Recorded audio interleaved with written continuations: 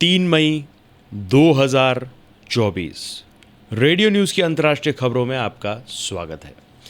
America में police की सख्ती के बावजूद फिलिस्तीन के समर्थन में छात्रों का आंदोलन जारी है। अमेरिकी मीडिया हाउस न्यूयॉर्क टाइम्स के मुताबिक अब तक 30 यूनिवर्सिटीज़ में 1300 से ज़्यादा छात्र गिरफ्तार हो चुके हैं। गुरुवार को university of California Los Angeles में प्रदर्शन पुलिस ने ख़त्म करवाया। पुलिस ने कॉलेज कैंपस में प्रदर्शनकारियों के कई कैंप्स हटाए। कार्रवाई के दौरान कई बार पुलिस और छात्रों के बीच झड़प भी हुई। पुलिस ने कॉलेज कैंपस में 100 से ज़्यादा प्रदर्शनकारी छात्रों को गिरफ्तार किया है। एक दिन पहले university of California Los Angeles ने आदेश दिया है कि प्रदर्शनकारी छात्र या तो कैंपस छोड़ दें या गिरफ्तारी के लिए तैयार रहें। बोइंग विमान में गड़बड़ी का खुलासा करने वाले विसिल ब्लोअर जोशुआ डीन की गुरुवार 2 मई को मौत हो गई। अमेरिका के कांसास राज्य के रहने वाले जोशुआ 45 साल के थे और बोइंग की सप्लायर कंपनी स्पिरिट में क्वालिटी ऑडिटर का काम करते थे। उनके वकील और परिवार ने डीन की मौत का कारण सीरियस स्किन इन्फेक्शन बताया है। बोइंग के दुनिया भर में 10,000 से ज़्यादा विमान हैं। इससे पहले मार्च में इसी मामले से जुड़े एक गवाह जॉन ब्रुनेट ने गोली मारकर आत्महत्या कर ली थी।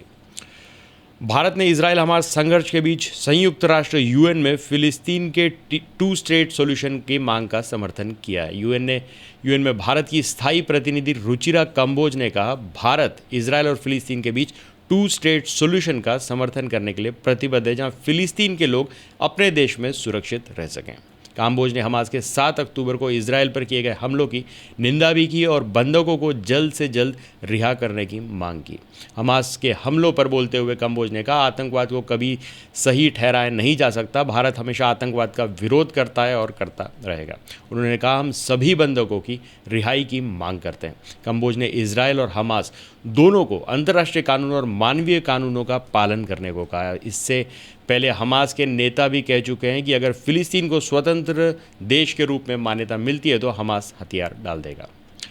अमेरिकी राष्ट्रपति जो बाइडेन ने कहा है कि विदेशियों से नफरत के चलते भारत और चीन जैसे देशों का आर्थिक विकास धीमा है। बाइडेन ने यह बात एक चुनावी कैंपेन के दौरान कही। न्यूज़ एडिटर रॉयटर्स के मुताबिक बाइडेन बुधवार को वॉशिंगटन में अपनी इलेक्शन कैंपेन के लिए फंड इकट्ठा करने के कार्यक्रम को संबोधित कर रहे थे। इस दौरान उन्होंने प्रवासी लोगों की अहमियत पर बोलना शुरू किया। बाइडेन ने कहा कि चीन की इकोनॉमिक ग्रोथ क्यों खराब है, जापान में समस्या क्यों हो रही है, रूस और भारत क्यों तेज़ी से विकास नहीं कर पा रहे। ऐसा इसीलिए है क्योंकि ये देश विदेशियों से नफरत करते हैं। ये नहीं चाहते कि प्रवासी इनके देश में जाएं, जबकि प्रवासी हमें मजबूत बनाते हैं।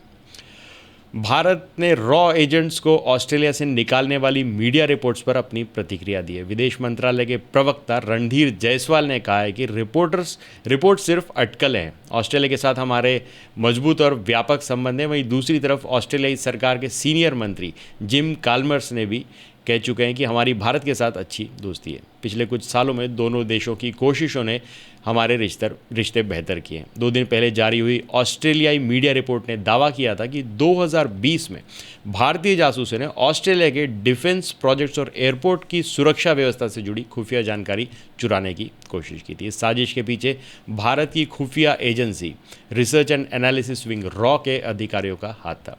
मामले का खुलासा होने के बाद भारतीय जासूसों को गिरफ्तार कर देश से निकाल दिया गया था। दुबई में 15 दिन के बाद फिर से तेज़ बारिश हो सकती है। बारिश के कारण कई शहरों में पानी भरने की संभावना जताई जा रही है। यूएई के मौसम विभाग के मुताबिक 2 और 3 मई तक पूरे देश में भारी बारिश का अलर्ट जारी किया गया है। दुबई के इंटरनेशनल एयरपोर्ट DXB ने 4 उड़ानें रद्द कर दी हैं। दुबई की मीडिया खलील टाइम्स के मुताबिक शहर में बारिश के कारण स्कूल और बस सेवाओं को अगले आदेश तक बंद कर दिया गया है। शारजाह सिटी में पानी भरने लगा है। अबूधाबी के शेख सईद बिन सईद स्ट्रीट एयरपोर्ट पर तेज़ बारिश के बाद पानी भर गया है। पंजाब सिंगर सिंधु मूसेवाला हत्याकांड के मुख्य आरोपी गैंगस्टर सतविंदर सिंह उर्फ गोल्डी बराड़ की मौत के दावे को अमेरिका की पुलिस ने झूठा बता दिया है। कैलिफोर्निया की पुलिस के मुताबिक बुधवार को यहां के फ्रेंसो इलाके में गोलीबारी की घटना तो जरूर हुई थी। इसमें 2 लोग घायल भी हुए थे, जिनमें से एक ने अस्पताल में दम तोड़ दिया। हालांकि ये शख्स गोल्डी बराड़ नहीं था। मरने वाले शख्स की पहचान 37 साल के जेवियर गैलेंडनी के तौर पर हुई है, जबकि कल दिन भर चली खबरों में दावा किया जा रहा था कि अमेरिका में गोलियां मारकर गोल्डी बराड़ की हत्या कर दी गई है। तो आज के लिए बस इतना ही। तब तक के लिए हंसते रहें, मुस्कुराते रहें, स्वस्थ रहें, व्यस्त रहें और मस्त रहें। और जी हाँ, चैनल को भी ज़रूर सब्सक्राइब करें। धन्यवाद।